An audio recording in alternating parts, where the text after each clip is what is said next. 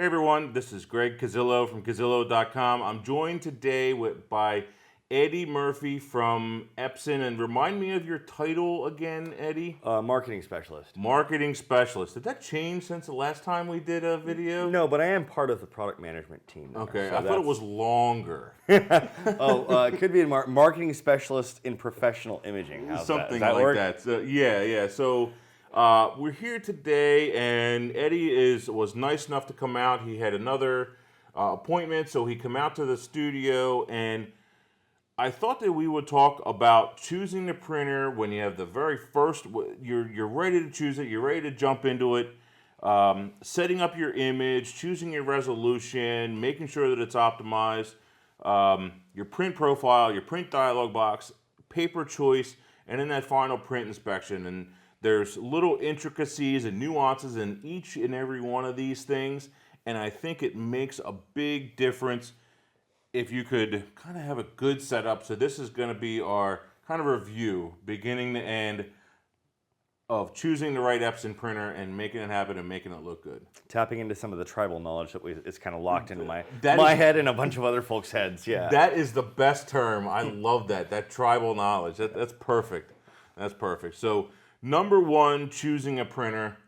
Obviously, it's going to depend on what level you're at. Whether you are you're a pro that's been printing, you print a lot, and you're trying to cut down on some of your costs, or whether you're a person that prints once or twice a month as a family, and that's it. So, number one, what are the big things you want to look at when choosing the right printer? Well, so what we're doing here is we're going to talk only about professional level printers. So Okay.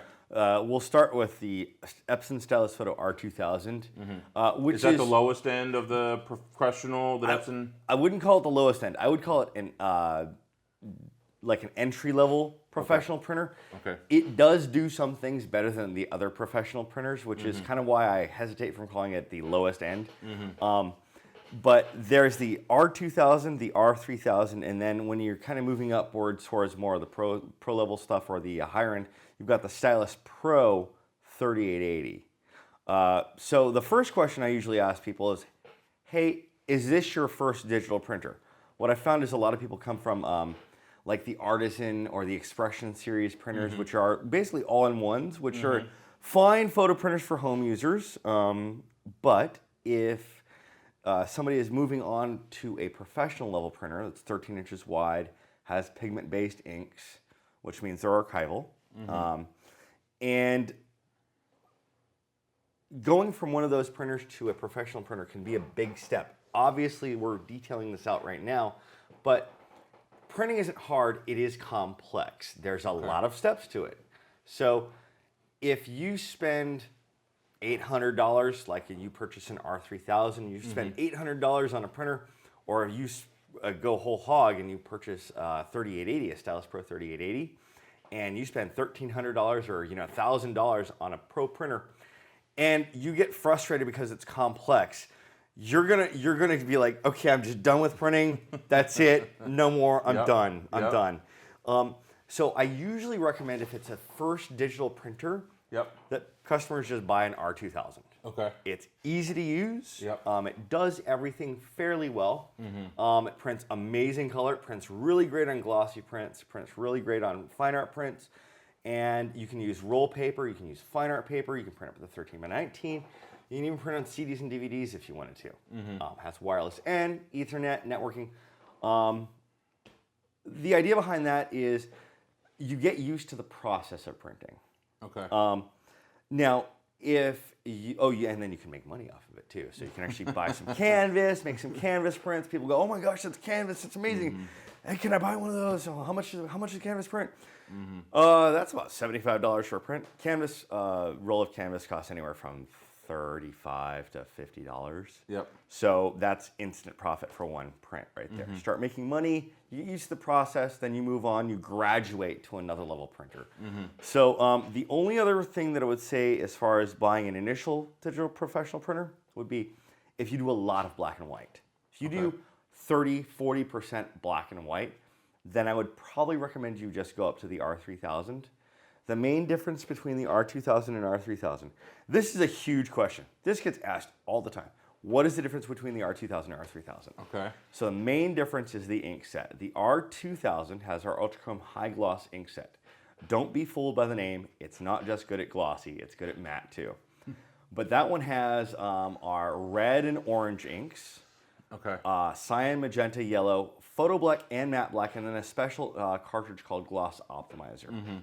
I saw that in a 2000, which is interesting. And you can actually see the difference when you lay down that gloss optimizer and gets rid of that, what do they call it, posterization or Gloss something like differential. that. Yep. So the cool thing about the R2000 is, and I was surprised when I saw this, is it actually has the best reds of any printer in our entire line, even the large format printers. I was shocked. I was actually at Comic-Con in New York, and I was printing out a picture of a superhero, and he had a red cape, and I was like, oh, well, someone's like, oh, can I see that on the 3880? And, well, it looks the same. And I'm like, oh, sure, it'll look the same. Print it out, and it was orangish. It was a red orange, but it was not exactly the same thing. Probably enough for you to see, but not enough for someone else to see. Oh, no, they saw it. It was obvious. Okay. It was pretty obvious. Okay.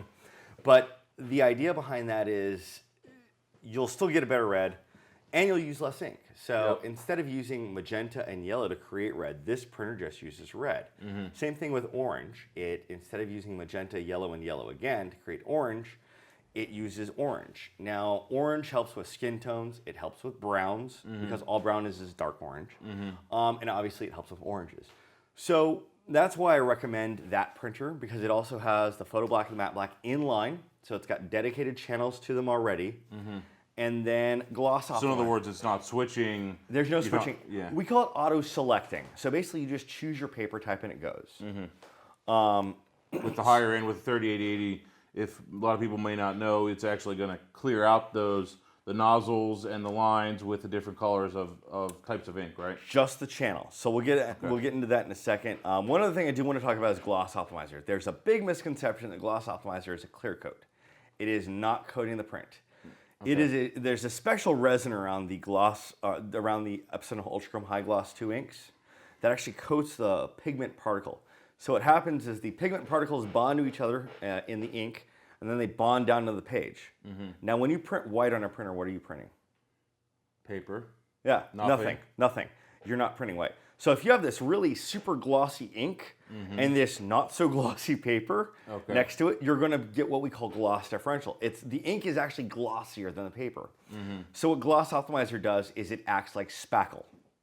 Okay. It only goes in the holes. So you're coating the white. You're coating the white, correct. Okay. So anywhere it's white or light enough to make an issue with gloss differential, that is the only place where Gloss Optimizer is going.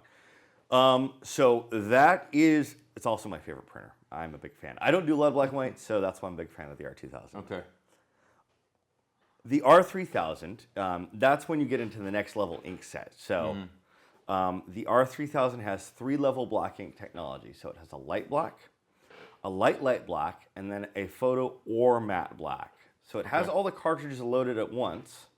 It also has light cyan and light magenta in addition to the regular strength, cyan, magenta, and yellow.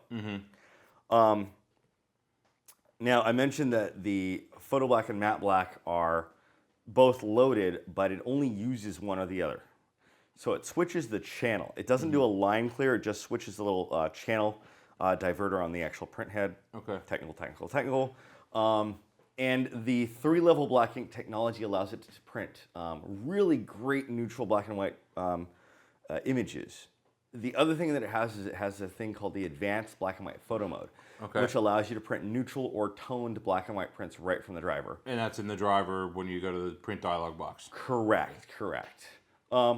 The next step up is 17-inch. Okay, so the R3000 also prints on roll paper and it has a front-in, front-out fine art feed path instead of with the R2000 where you actually have to feed it from the rear. For heavier, thicker papers. Correct, like a the cold press bright and that kind of thing. Exactly, art paper, something that's thicker, heavier that you don't want to feed through the auto sheet feeder.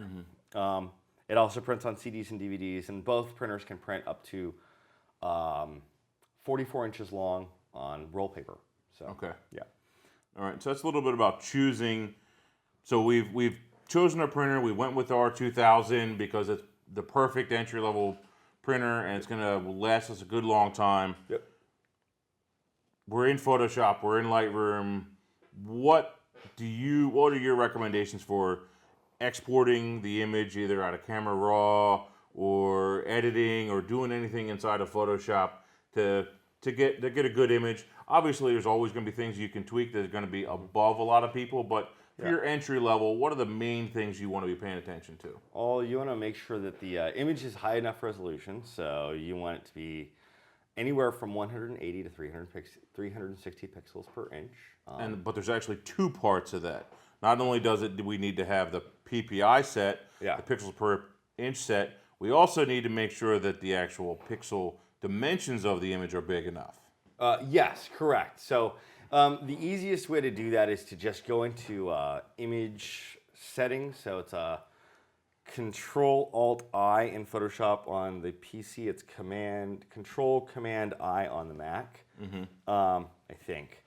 The image size dialog box. The image size dialog box. Yep. Make sure resample image is unchecked, and then just type 180 in for the pixels per inch resolution. Okay. And make sure you're set for inches, and that will tell you the maximum size that you can print that particular file. Got it. So, and then you can always change it from there. You can actually change your image size to fit whatever size you want to fit, provided you don't go below 180 pixels per inch.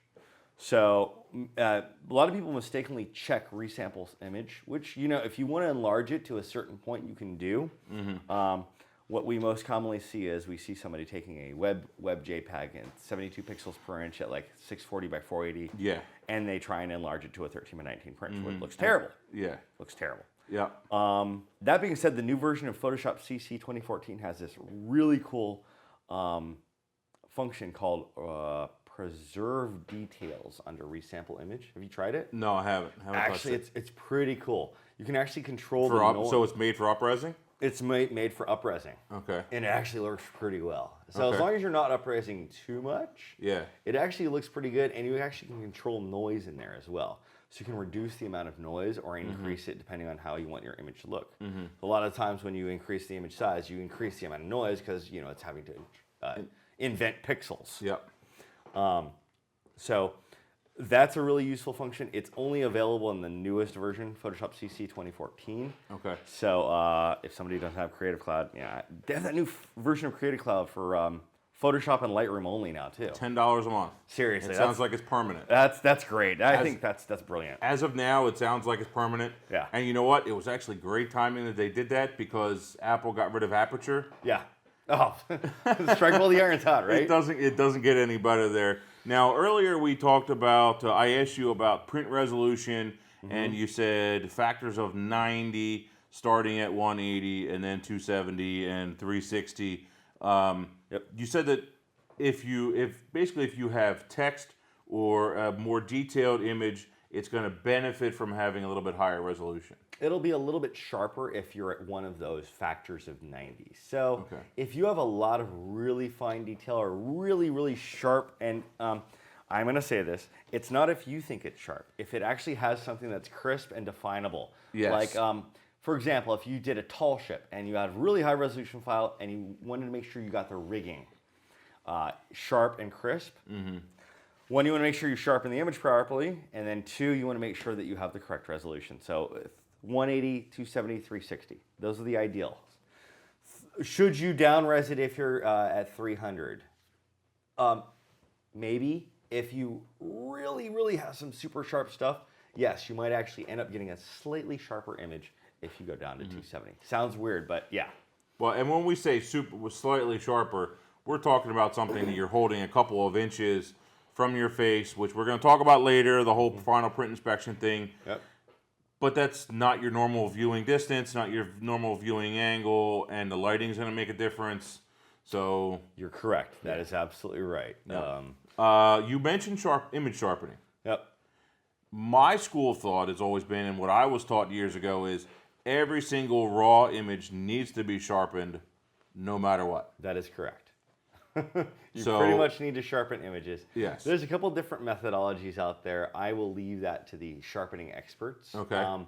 I like to use a light unsharp mask. That's okay. just about it. What do you consider to be light?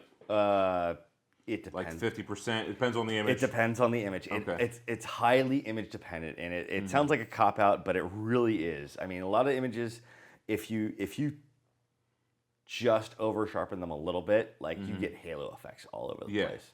Maybe that's something we're gonna have to nag you about making a blog post on. There's an idea. There's an idea. Another blog post idea for what's the URL? It's epson.com/community/offbeat. Okay, I'll put up a link for that. You can just do a search for Eddie Murphy offbeat, and it'll pop up. It's called Off the Beaten Print. So So that'd be another idea we got to get you to do. It is. And maybe do some tests and throw it up and. There's an idea. Yeah, that'd be interesting. So one other thing that we didn't touch on is Adobe RGB versus Prophoto RGB. Yes.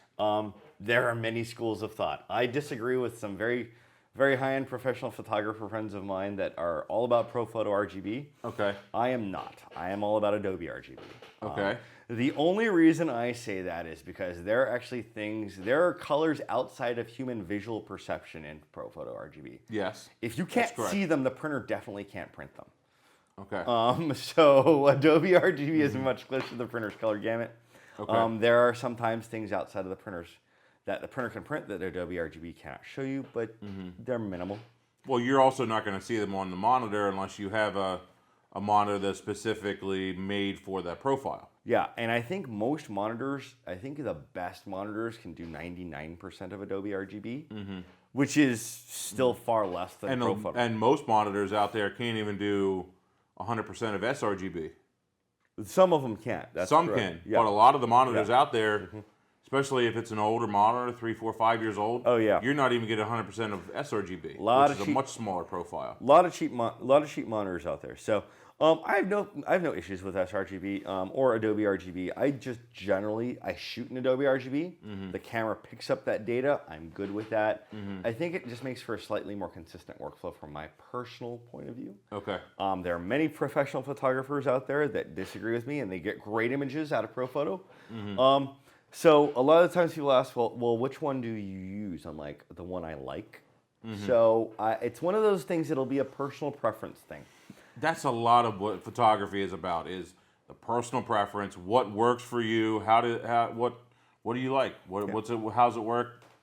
Do you like it? Do you not like it? And people need to understand that everything's a compromise and everything's about what do you like and how does it work? The Adobe RGB will come into play in a minute or two when we actually get into print settings. You'll see why I like Adobe RGB. Okay. So there's some of that tribal knowledge that's going to work in here. Yes, exactly.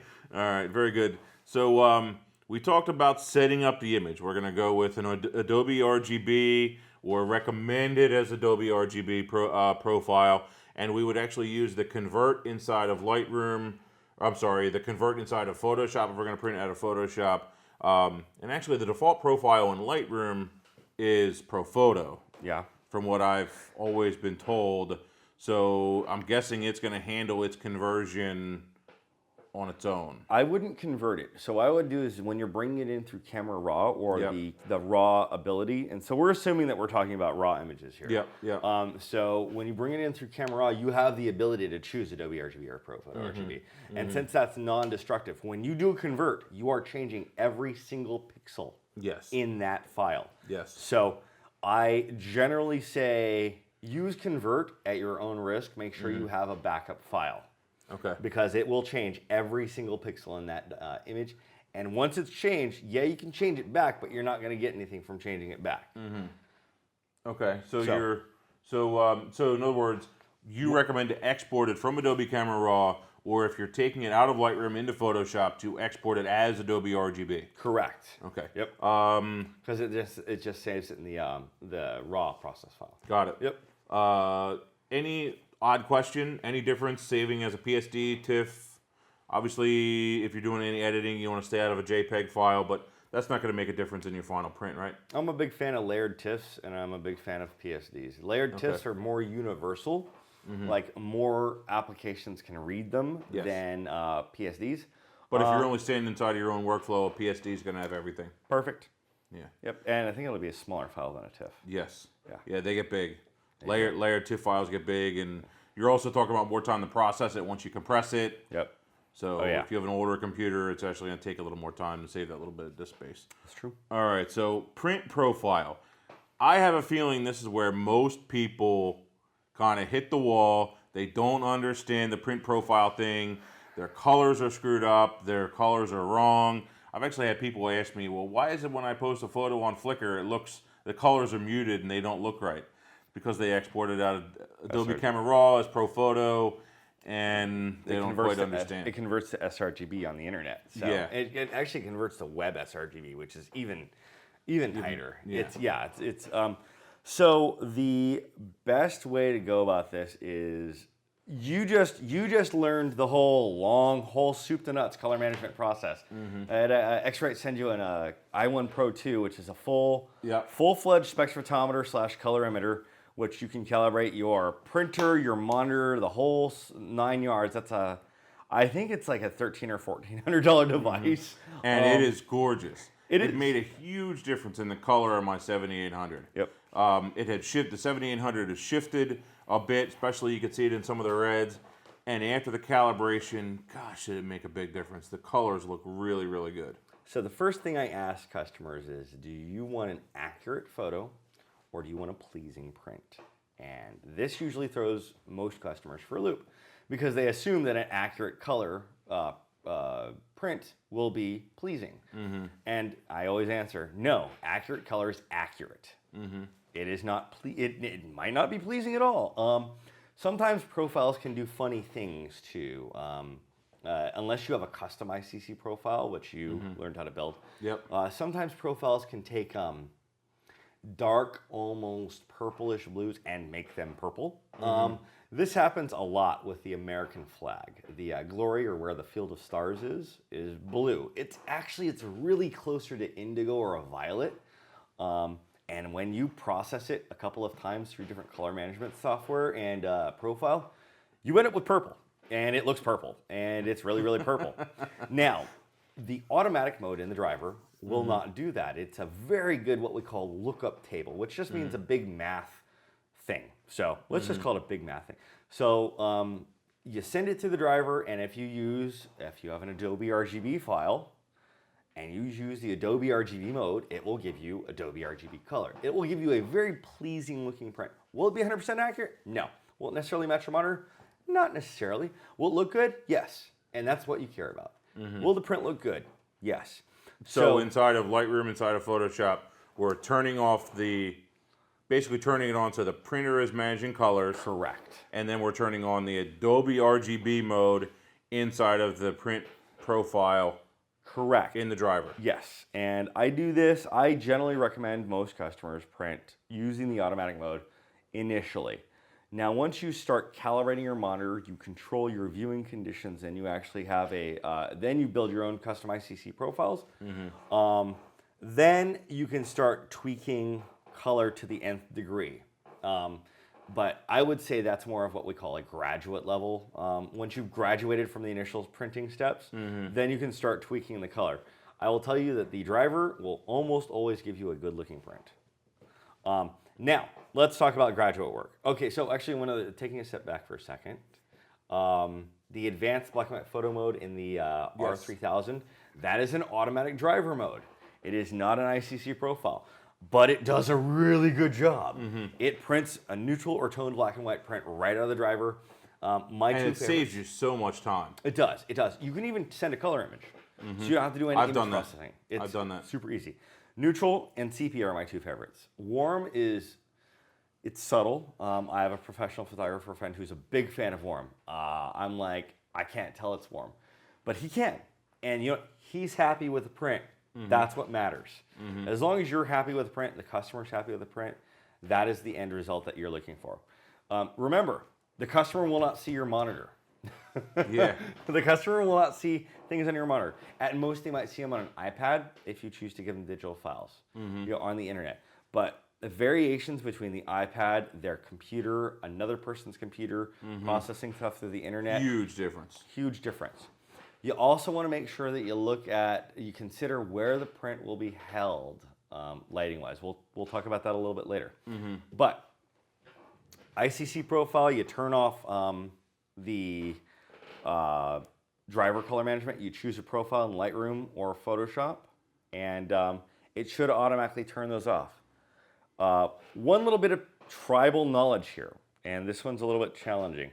If you're on a Mac and you choose an ICC profile, you want to go back and you print with either the Adobe RGB or the Epson standard mode, or you want to use the advanced black and white photo mode if you're using a R3000, you have to go into a separate submenu and turn the driver color controls back on. It's under color settings. Yep. And you've got to change color sync to Epson color controls. If you don't, it will remain grayed out. This is a very common irritation for some customers. But you guys can't control that, right? You can't control the way that dialog box is set up. No, actually, it's a good thing that that's there, because it used to be that you could actually not choose a profile in Photoshop and turn off color management in your driver and then send a print out. You could also use to turn on color management in your driver and in Photoshop and double color manage. And the very first iteration of that, you'd get a light pink print. Nice. Well, we talked about earlier, before we started recording, that the PC dialog box is so much easier to use than the Mac one. It is much clearer, and it's just a matter of the settings all in the Windows architecture all allowed them to be mostly on the same screen.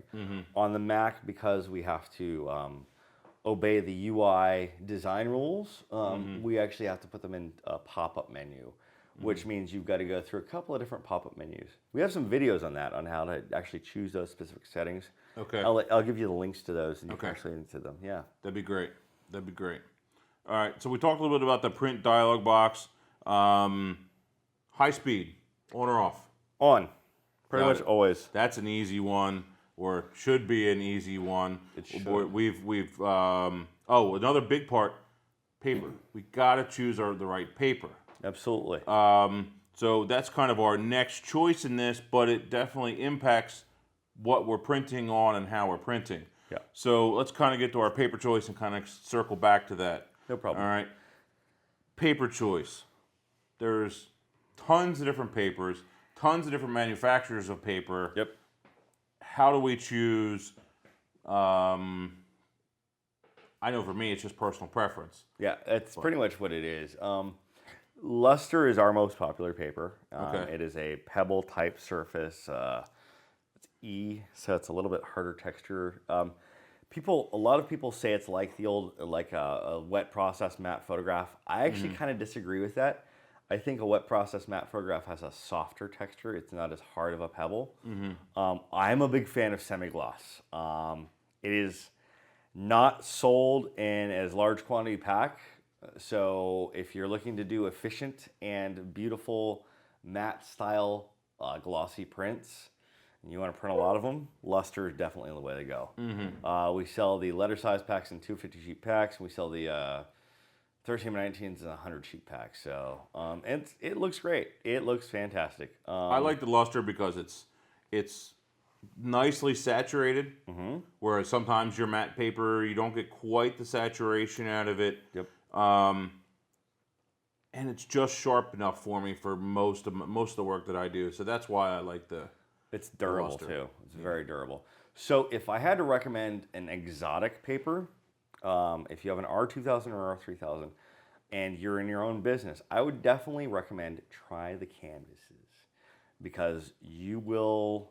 And that's the sheet canvas. It's roll. That's a roll. Okay. Yeah. Canvas has no structure. Although the R3000, it's the only one of our printers that could actually feed sheet canvas. The 3880 kind of can. I just don't recommend sheet canvas because it has no structure. It's hard to feed. It flops around because it's cloth. The roll paper allows you to kind of feed it in and actually have it maintain grip on the printer. Yep. If you just want to try it out just for kicks, I would recommend buying the Exhibition Canvas Matte. It's I think $30 or $40 for a 20-foot roll. And you can print out, if you're selling these, you can print out a 11 by 14 canvas on a 13 by 19 sheet. And you don't do any of the framing. You just let the customer find a framer and do it themselves, or you can do it for them. Put it on a stretcher. Yeah. Exactly. But you can sell that for $50 to $100, and you've made up the roll of the canvas right away, and then two, you're actually starting to make money. You don't try and immediately sell it to them. Just have it hang there and say, oh, we can also do canvas prints too. And then if it's a couple or wedding photos, generally the bride will be like, I have to have one of those prints, and that's how you get it. Canvas is an emotional play.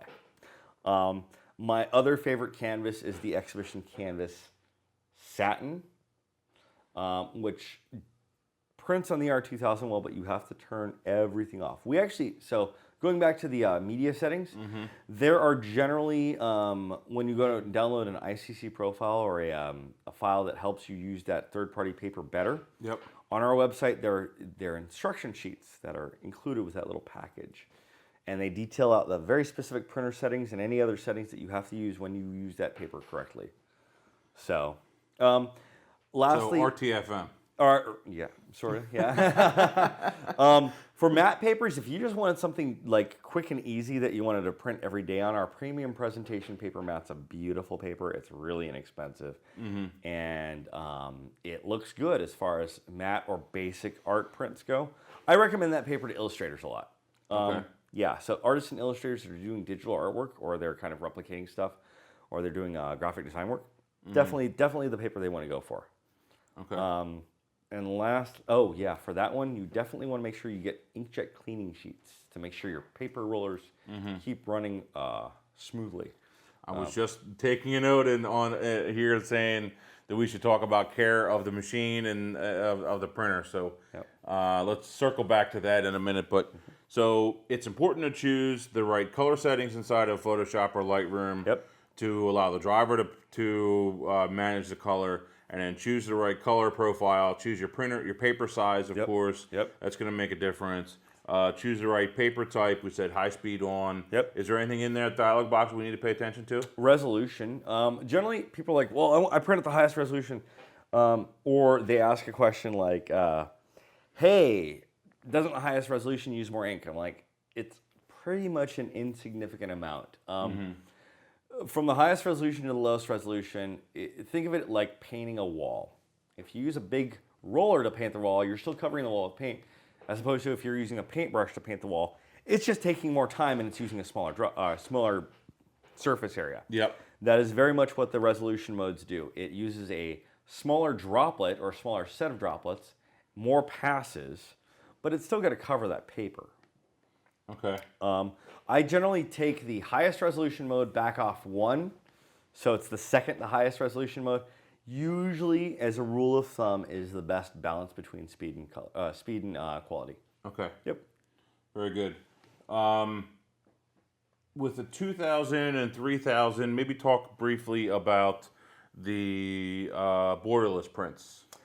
So sometimes you're going to order, you don't want to spend the time cutting, so you'll buy 8x10 paper. Talk about that. When you use 5x7, 4x6, or 8x10 paper, there's specific settings in the driver. I always use Borderless Auto Expand as the setting. Okay. So in the Windows side, you'll just check Borderless. But then I'll go and check click the expansion button or go to the advanced media controls, and you'll be able to change your borderless setting. It might be under roll paper settings. Okay. Page layout settings, there it is. Page layout, okay. So you can change your borderless expansion to minimum. And people ask us a lot, especially with a 4x6 or a 5x7, it can expand up to 3 millimeters on a 4x6. 3 millimeters is a lot of image. Yeah, it's a high percentage. It's a very high percentage. So I always set that to minimum, and make sure your paper is loaded straight and correctly. Otherwise, you might get a little tiny sliver of white. Okay. Because it's expanding at the minimum amount, so it's not going to chop off as much of your image. Something I learned, you were mentioning about loading paper before, be careful, don't put the holder directly up against the paper. Is that accurate? You put it up against the paper when you first load it, but when the printer starts feeding paper, it's going to do what we call jogging the paper. So it basically straightens it out, and then it's gonna release. but it will have already fed that sheet of paper. So everybody's temptation is to take it like, oh, Move it back in. move it back in, and you'll get a misfeed because it's actually going to try and jog it in from that point. Yes, but you want to make sure it's straight and flat and flush when you first load it before you start printing. After that, just let it alone. Okay. Yep. So if you have multiple sheets in there, make it good. Put it right in that feed in the feeder, and then don't touch it again. Brilliant. Okay. Good. That's an interesting thing. So talk about paper choice. We printed. It looks great. We've got it in hand. Yep. How do we judge the quality of that print? Well, regardless of where you're printing, you want to make sure that you're viewing it under good light. Okay. So I hear this a lot. My prints are too dark. And at a trade show, we have a big gallery set up. We have lighting set up. And what I usually do for customers that do that is I say, hey, look at this print that just came off the printer. It's right on the front of the printer. Looks pretty good. They're like, yeah, it looks really good. Then I take it and I put it under our gallery light. They're like, wow, that's so much different. I'm like, yes, because it is getting light directly on the print. The profile or the lookup table assumes a certain level of light. So what I do is I have a desk lamp set up just for viewing the prints just next to my monitor. The best thing would be a variable level light box. Those cost about $900. Most people will not be buying those. Exactly. What I usually use at my desk is I use what we call a Solix bulb, which is a standard halogen lamp bulb, and a desk lamp. And I have it as high as it'll go because you want a kind of a wide throw. If you have it really close, it's going to be really hot and it's going to give you a hot spot. But I just have it maybe 3 feet up, maybe 2 feet up. Have it shine right down, or maybe shine it against the wall. And I put the print there, and I look at it, and look at my monitor, and it looks pretty close. The reason is that brightness and contrast are 80+% of human vision. So you'll notice a brightness or contrast difference before you'll notice a hue difference. Okay. So in other words, the color will look okay, but the brightness and contrast will be off, and you'll be like, something's wrong. My print's too dark. Lighting conditions are very important, and I recommend Solix bulb. We use the 4100 degree Kelvin bulbs. There are 5000 degree Kelvin bulbs. I think they tend a little bit cooler or a little bit bluer. But I use those 36 angle degree throw, and that's pretty much it. I just use those in a standard desk lamp, and I look at my prints. They look pretty darn close. Yep. Okay. So in other words, the time of day is going to make a difference because of light coming in the window, the type of bulb that you have, the paint color in the room, all of those things are going to throw those colors off. So you need to consider all of those things when viewing your prints. Yep. I think a lot of people go, I hold my print up to the window, I'm like, your glass is green tinted. Yeah, all glass has a green tint.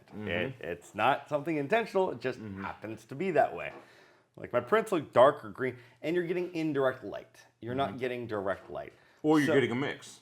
Or exactly. Or you're getting a mix of your available room light and the outdoor light. And then I hear the other one is like, oh, I take my prints outside. I'm like, okay, great. What time of day is it? Are there trees around? I mean, there's so many variabilities. It's just a lot easier to spend I think it's $15 for a bulb. For the right bulb. And stick it in a desk lamp. I don't recommend compact fluorescents because there's multiple color temperatures for those. You can have a very cool one, you can have a very warm one. Most people like the warm light for their home because it looks softer and it's prettier. Yep. Kitchens and bathrooms generally go cooled light, so it's a lot bluer, so it can be much bluer color temperature. But the idea is that if you just get your viewing lamp, put a Solix bulb in there, 4100 degree Kelvin, 36 angle throw, and put it next to your print monitor so you can actually look at the screen and the print. It should be pretty darn close. And that's a good medium lighting setup so that if it is a cooler or it is a warmer situation, it'll look good in the majority of other situations. Bingo. Yeah. That's correct. Yeah, that's what you want. You need to find that happy medium for your clients or for yourself, so that you know it's going to look good in the majority of situations, because it's not going to be perfect for every single situation. No, that's the other thing is if a customer is spending a lot of money on a large print, you might want to just say, hey, this is, I'm not telling you this is what you need to do. You should go out and buy special lighting. But if it's a special print, it's like a big, like, 12 by 18 on canvas, and they've got it specially framed. They might want to spend, if they're already going to spend money on the framing, you're going to charge them $100 for a print. I mean, they might want to just spend that little extra bit of money and get a special light for it. Okay. Not too expensive. There's some very pretty fixtures out there. I'm sure you can probably get nice ones. Or even just switch out the bulb that's in the light next to it. There you go. That's true. Yep. That could work. Talked about inspection. Yep. Care of the printer. Everyone's printer has had an issue with jamming, with misfeeds, with the printer heads issues, and of course alignment. And unfortunately, there's plenty of videos out on YouTube with people, destroying their printers. What's the simple way? I know there's a simple answer to it. There's like 4 or 5 things you can do. Really, there's a video on this. It's actually pretty funny because I'm doing all kinds of goofy stuff in the video. We'll send a link for that one as well. Turn off your printer when you're not using it. That's number one thing. And actually, there are a couple folks out there that disagree with me. They're like, you leave your printer on all the time. Well, just turn it off. It's just so much easier. Turn off the printer when you're not using it. It caps the print head. There's a rubber seal, hard rubber seal that goes over the print head. And it also allows the printer to reboot. A lot of people don't think about this, but the printer itself is a little computer. And computers don't always run really well if you keep them on all the time. There's also maintenance things that the printer itself does, like it rates the cartridges, it does some other things. Just turn it off when you're not using it. If you're not going to use the printer for more than 2 days, turn it off. That's what I do. Okay. If you're not, and also take the paper out. It takes the paper out. What I always, like I have the 3880 you guys sent over to me. When I'm done with it, I always take all the paper out and completely close it up to keep any dust out of it. Yes. Covering it, is that a good idea? Covering is another great idea. We're talking to you, cat owners. Cover your printer. And dogs that shed a lot. Yep, absolutely. If you have a dog that's blowing their winter coat, that's a big deal. Probably more with cats because the cats end up on top of furniture. They walk on top of stuff. Yeah. Yeah. Sleep up there. It's a flat surface. It makes some like buzzing noises. That's a thing. That's someplace they like to go. Yeah. One of our old product managers, he had 2 cats, and he brought his printer back, and we're like, really? Yeah. Looked and said, cat hair everywhere, everywhere on the inside of the printer. Close it, cover it. Failing and shut it off. And shut it off. One other thing, actually 2 other things I lied.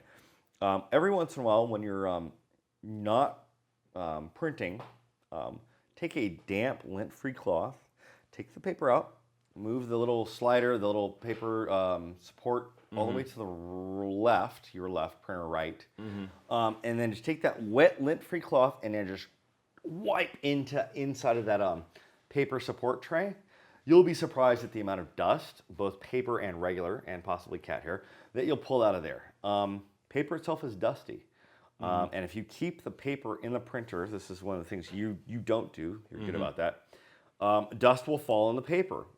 Dust will fall on the paper, get sucked into the printer, and then the print head will pick it up. I've even noticed that on my 7800 with roll paper. Absolutely. I've the heads, and I've always been diligent about turning it off. Yep. I'll turn it off, I'll unplug it, disconnect it. Yep. It's just my normal thing that I always do with my 7800. Yeah. Because it's kind of around a corner from my desk, kind of in the next room. But if I leave that, if I don't use it for say 2 weeks, 3 weeks, and I leave that paper loaded, and what do they call it? The print head down or the print holders down, holding the paper in place. Basically, the roll paper holder, the platen rollers are holding the piece of paper in Yeah. place. Yeah. I'll have issues. Yeah. I'll have issues. And I need to clean it and do a couple things to get it right again. It's really easy to just unroll that sheet of paper, or that roll of paper, and then they have these little slap things. They used to be slap bracelets when we were kids. Yeah, I remember that's that. what that's what they're for. They're to hold the paper onto the actual roll. Okay. And so you don't have to unload that paper, the roll paper from the printer. Just slap it, make sure it's out of the printer, and there's not a place that can get dust. 13-inch rolls, yeah, you should take those out. One last thing. If you're printing a lot of matte paper is inherently very, I'm not going to say dusty, but there's a lot of paper like particles that, because when it gets cut, those get kind of interspersed, and the matte paper itself has a lot of those little particles. The way the printer feeds that type of paper has it's basically like a tire tread, and it grips the paper, and there's the tire tread, and it actually pulls the paper forward. And I'm making this really cool visual thing that none of you guys can see. But those tire treads can get filled with dust from the paper, the matte papers, and the matte papers are much dustier than the glossy papers. So what happens over time, and I expect you'll get some emails about this or some comments. Probably. About this. People say, "Oh, well, it starts to feed and then it stops. It misfeeds," and I'm like, "Yes." And have you run any cleaning sheets? What are cleaning sheets? Okay, so that's a no. If you're running matte paper exclusively, or a lot of matte paper, I would say 100 to 50 to 100 sheets of matte paper, run a cleaning sheet through. Cleaning sheet number is S041150. You get 3 of them from Epson.com, and run them through once. There's a video on our website that shows you how to do it. And what happens is it's a giant sticky sheet. And you feed it in the non-sticky edge first. It sucks it in, and it just runs this sticky sheet across the pickup roller. That's what we call the little paper feed tread. The little tire. Yeah, the little tire with the tread, yep. And it cleans the paper dust out of the tire. So if you've reached a point where you're actually actively getting misfeeds all the time, it is more of a managing your issue at that point. It is much better as a preventative than as a cure. What's that old saying? An ounce of prevention. Yeah. Yep. So I would recommend using cleaning sheets if you're using any kind of matte paper through the auto sheet feeder. And remember, do not feed fine art papers through the auto sheet feeder. Use the rear paper path or the front paper path, because if you think it's bad with a thin matte sheet, a thick piece of fine art paper is going to kill that roller really fast. And actually, the 3880 is telling you to feed it through there. It forces you. Actually, that's why those. So a lot of times people will say, "Well, I can't choose that paper type, like Velvet Fine Art or Ultra Smooth. It's grayed out." Like that's because you've chosen the wrong paper path. The printer forces you to enable those media settings to use the rear paper path because it's better for the printer. Yep. Very good. Well, is there anything else? Any other general tips, or have we kind of exhausted the tribal knowledge for the day? We've exhausted this particular aspect. I'm sure, or at least this level. This level. I'm sure your end user or your viewers and listeners will say, "Hey, well, what about this? What about this?" It sounds like a great idea for a series to me. Yeah. Yeah. Maybe one last question. Yeah. When does the person know that, hey, I've hit the wall with this particular printer and it's time to upgrade to another machine? Besides size, because that's the obvious answer. So hit the wall as in capabilities of the machine. Capabilities. So with the R2000, I mean, the only thing is like I'm starting to do more black and white, or I'm printing a lot more. So one of the last differences that I didn't really talk about, the differences between the 3 machines. The R2000 has 17 milliliter cartridges. The R3000 has 26 milliliter cartridges, so more volume, so more of a low volume production machine. And then the Pro 3880 has 80 milliliter cartridges. So that is, I mean, I liken it to this. R2000, you're still sending a lot of stuff out to the lab. You're printing stuff in-house. You're doing occasional one-offs. You're doing short-run jobs. You're doing specialty things like canvas, where you can actually learn the printing process, make money from it. And R3000, you're sending some stuff out to the labs, the really, really big jobs, and you're doing more volume in-house, you're still doing the specialty stuff. 3880, you're not sending anything out to the lab unless it's special or super high volume. So you've progressed upwards in the amount that you've taken in-house. Yep. So I would recommend that it kind of follows organically from whatever volume level you're doing. Now, that being said, there are some people that will choose to never stop sending large volume stuff to their labs or even medium volume stuff to their labs. That's fine. No problem with that. Yep.